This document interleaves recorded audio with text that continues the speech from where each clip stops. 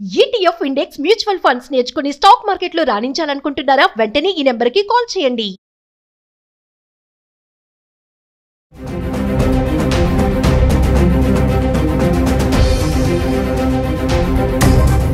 నమస్తే, welcome back to Suman TV. ఢిల్లీలో red fort ఎదురుగా జరిగినటువంటి బ్లాస్ట్లో అనేక మంది చనిపోవడం మనం చూసాము. మరి ఇది టెర్రరిస్ట్ అటాకా లేదా కొంతమంది ఎక్స్పర్ట్స్ చెప్తున్నట్టు సిఎన్జి బ్లాస్ట్ అయిందా? దీని వెనుక అసలు నిజమేంటి? ఒకవేళ టెర్రరిస్ట్ అటాక్ అయితే ఎందుకు ఇది టెర్రరిస్ట్ అటాక్ అయ్యే అవకాశం ఉంది? మరి దీనిపైన మరింత సమాచారం అందించడానికి మనకు అందుబాటులో ఉన్నారు మేజర్ ఎస్పీఎస్ ఓబ్రాయ్ గారు. Over to sir.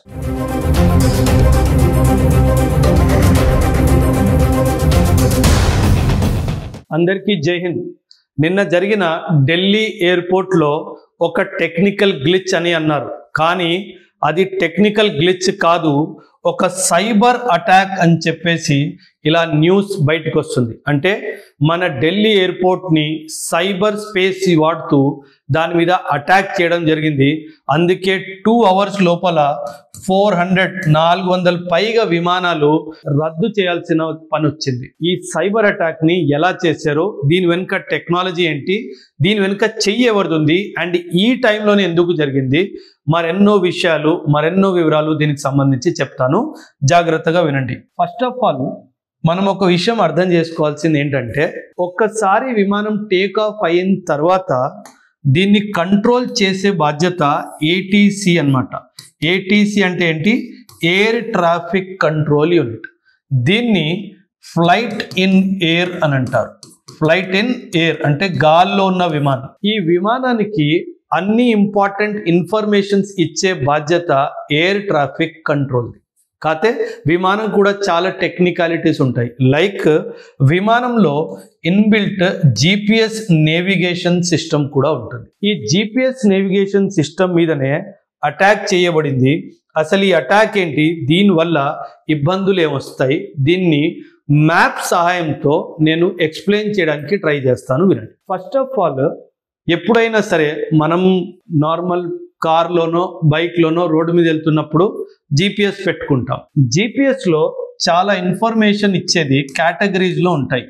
ఒకటి సివిలియన్ యూజ్ అంటారు, ఇంకోటి military grade are army grade అలా అంటారు. సివిలియన్లో కూడా ఏవియేషన్ అయితే హైయెస్ట్ అక్యురసీ జిపిఎస్ డేటా దొరుకుతుంది.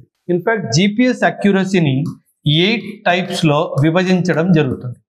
అండ్ నిన్న ఢిల్లీ ఎయిర్పోర్ట్లో దగ్గరలో ఉన్న విమానాలకి దొరుకుతున్న జిపిఎస్ డేటా 0 టైప్లో వచ్చింది. అంటే least reliable 0 type GPS data అంటే కొన్ని వందల కిలోమీటర్ల తప్పు డేటా చూపించే అవకాశం ఉంది అని. మన మొబైల్స్ మనం చూస్తాం కదా, మన మొబైల్లో వచ్చే జిపిఎస్ డేటా 16 మీటర్స్ అక్యురసీ ఇస్తుంది. అంటే 16 మీటర్లు అక్యురసీతో ఇస్తుంది.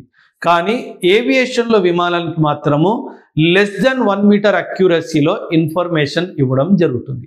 సో అంత ఫుల్ ప్రూఫ్గా జిపిఎస్ ఇన్ఫర్మేషన్ ప్రొవైడ్ చేస్తుంది.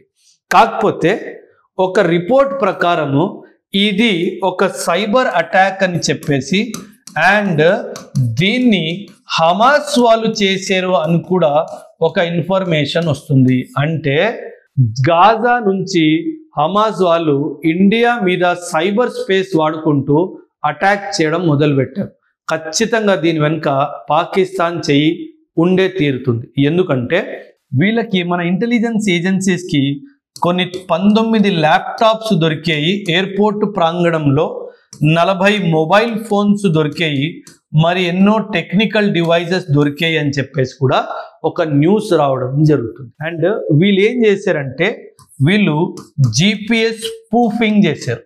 ఏం చేశారు? GPS spoofing. అసలు ఈ జిపిఎస్ స్పూఫింగ్ అంటే ఏంటో చెప్తాను వినండి.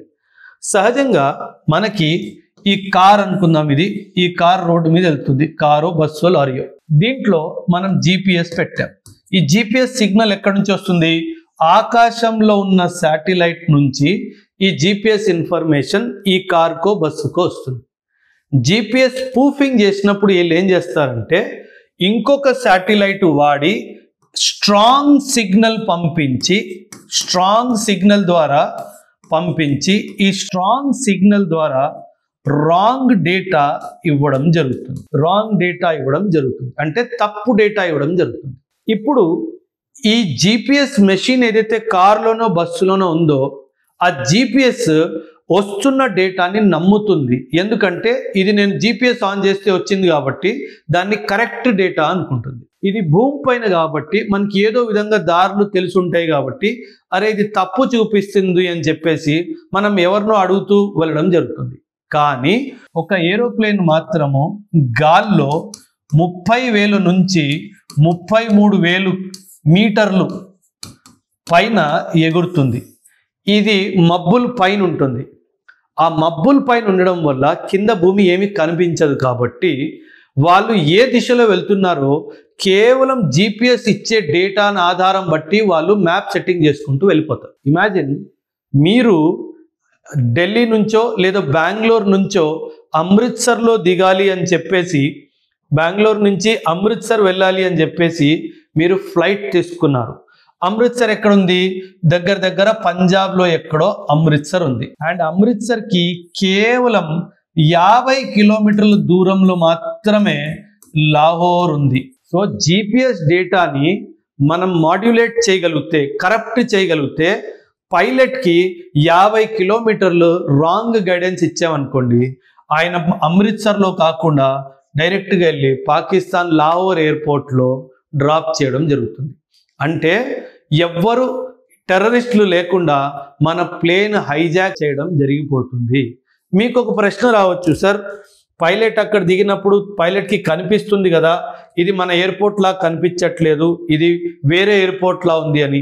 ఇమాజిన్ సిచ్యువేషన్, ఇది లాహోర్ ఎయిర్పోర్టే అని అనుకునే అవకాశం కూడా ఉంది. పైలట్కి ఇది లాహోర్ ఎయిర్పోర్ట్ అనిపించినప్పుడు పైలట్కి ఏమనిపిస్తుంది అంటే మేబీ టెక్నికల్ గ్లిచ్ వల్ల ఏదో టెక్నికల్ ప్రాబ్లం జరిగింది, అందుకే నేను ఇక్కడికి వచ్చానేమో అని చెప్పి పైలట్ వెంటనే ఏం చేస్తాడు, అక్కడ దగ్గరలో ఉన్న ఏటీసీని సంప్రదించి నన్ను ల్యాండ్ చేయడానికి పర్మిషన్ ఇవ్వండి, నేను బై మిస్టేక్ ఇటు వచ్చేసాను అని చెప్తాడు.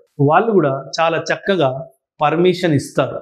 ఎందుకంటే వాళ్ళకు కూడా కావాల్సింది ఏంటంటే ఆ విమానం అక్కడ ల్యాండ్ అవ్వడం. అండ్ నిన్నే ఢిల్లీ ఎయిర్పోర్ట్ ఎందుకు అటాక్ చేయడం జరిగింది అంటే ఒక రిపోర్టు ప్రకారము బీహార్లో ఎలక్షన్స్ జరుగుతున్నాయి కాబట్టి చాలా టాప్ లీడర్స్, గవర్నమెంట్లో ఉన్న టాప్ లీడర్స్ ఢిల్లీ ఎయిర్పోర్ట్కి వస్తూ పోతూ ఉన్నారు. ఎందుకంటే బీహార్లో క్యాంపెయినింగ్ చేయడానికి వెళ్ళాలి. ఇందులో మోదీ గారు కానీ, అమిత్ షా గారు కానీ, అండ్ అదేవిధంగా అజిత్ దోవల్ గారు కానీ, వీళ్ళ ముగ్గురులో ఎవరో ఒకరు ఖచ్చితంగా ఆ రోజు ఢిల్లీ నుంచి బీహార్కి వెళ్ళడం ఖచ్చితంగా it was a planned moment అనమాట. సో వీళ్ళు ఏంటంటే పైలట్ని మనం గురి తప్పించి ఇండియా నుంచి పాకిస్తాన్కి విమానం వెళ్ళిపోయేలా చేయాలి. అంటే ఏంటంటే సింపుల్గా it was actually A hijack attempt అంటున్నారు. మనకు ఎస్సీఓ సమిట్కి చైనాకి వెళ్ళినప్పుడు మోదీ గారి మీద కూడా అటాక్ జరగబోతుంది అని న్యూస్ కూడా రావడం జరిగింది. ఇప్పుడు సైబర్ అటాక్ ద్వారా ఒక విమానాన్నే వీళ్ళు ఏమంటారు, సైబర్ అటాక్ ద్వారా ఒక విమానాన్ని హైజాక్ చేసి ఇంకో దేశంలో తీసుకెళ్లడానికి ప్రయత్నించారు. It was an attempt to hijack either of the top leaders of our country. అందుకే ఇమీడియట్గా అన్ని విమానాలని రద్దు చేయడం జరిగింది. అండ్ మొత్తం డీబగ్ చేస్తే అర్థమైంది ఏంటంటే ఇది ఒక టెక్నికల్ గ్లిచ్ కాదు, సైబర్ అటాక్ జరిగింది. అండ్ సైబర్ అటాక్ వెనుక ఉద్దేశము ఖచ్చితంగా వీళ్ళల్లో ఎవరినో హైజాక్ చేయడం అని. ఎందుకంటే ఇది చేస్తే గనక ఖచ్చితంగా బీహార్ ఎలక్షన్స్ క్యాంపెయినింగ్లో డిస్టర్బెన్స్ వస్తుంది. అండ్ ఈ డిస్టర్బెన్స్ ఎవరికి ఎలా సపోర్ట్ ప్రొవైడ్ చేస్తుందో ఆ విషయం నాకు అంతగా అవగాహన లేదు. కానీ ఖచ్చితంగా ఎలక్షన్స్ మాత్రము రిజల్ట్ మాత్రం డిస్టర్బ్ అవుతుంది. సో ఒక చాలా పెద్ద ఇన్సిడెంట్ని మనం తప్పించుకున్నాము అని చెప్పేసి ఎక్స్పర్ట్స్ చెప్తున్నారు. చూడండి, పాకిస్తాన్ ఒకవైపు మనకి సీజ్ ఫైర్ అని మాట, ఆపరేషన్ సింధూర్ జరుగుతున్నప్పుడు సీజ్ ఫైర్ అనే మాట వచ్చింది. కానీ సీజ్ ఫైర్ ఇచ్చిన తర్వాత ఇప్పటిదాకా ఒక్క పాజిటివ్ స్టెప్ కూడా తీసుకోలేదు. మన రిలేషన్స్లో టెర్రరిస్ట్కి సపోర్ట్ ఇస్తూనే ఉంది. ఆసిమ్ మునీర్ ఎక్కడ పడితే అక్కడ తిరుగుతున్నాడు. మన దేశం పట్ల ఇస్తున్న స్టేట్మెంట్స్ మనం అన్నీ చూస్తున్నాము. అండ్ అదే కాకుండా ఇప్పుడు కొత్తగా సైబర్ ద్వారా మన దేశంపై అటాక్ చేయడానికి చూస్తున్నారు. అండ్ రిపోర్ట్ ప్రకారం హమాసే చేస్తుందంటే మాత్రం ఖచ్చితంగా దీని వెనక ఒకవైపు సౌదీ అరేబియా కానీ ఇంకోవైపు టర్కీ కానీ or for that matter Pakistan కానీ ఖచ్చితంగా సపోర్ట్ ఇవ్వడం జరుగుతుంది. సో మనం అందరము జాగ్రత్తగా ఉండాల్సిన అవసరం ఉంది. సైబర్ అటాక్ ద్వారా మిమ్మల్ని కూడా టార్గెట్ చేసే అవకాశం ఉంది. సో అందరూ చాలా చాలా జాగ్రత్తగా ఉండండి. సో ఇలా మన దేశ లీడర్స్ పై ఇలా చేస్తున్న అటాక్స్ పై మీ అభిప్రాయం ఖచ్చితంగా కామెంట్స్లో తెలియజేయండి.